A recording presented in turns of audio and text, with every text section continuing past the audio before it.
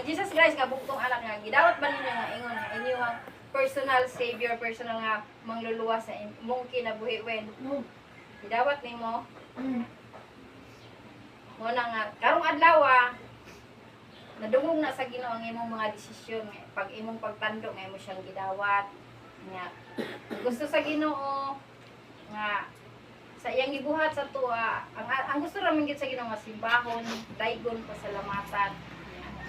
Karon asa ka nagpasilong ron og simba? Wala na kay simba-simba.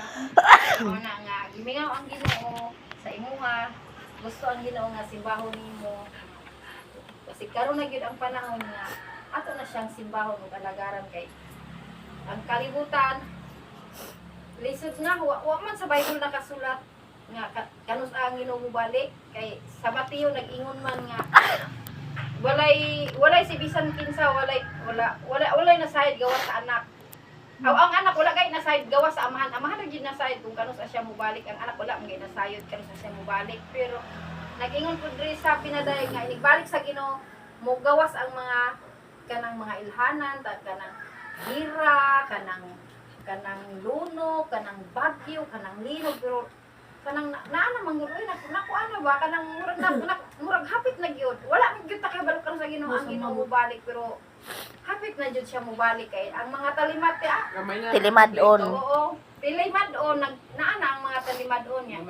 Hadlok na kaayo ba niya? Inigbalik sa Ginoo, buatan niya nakaplagi nga nagsimba tas buatan niya nakaplagan nga nagsimba nga lagad siya nagsimba mo na nga.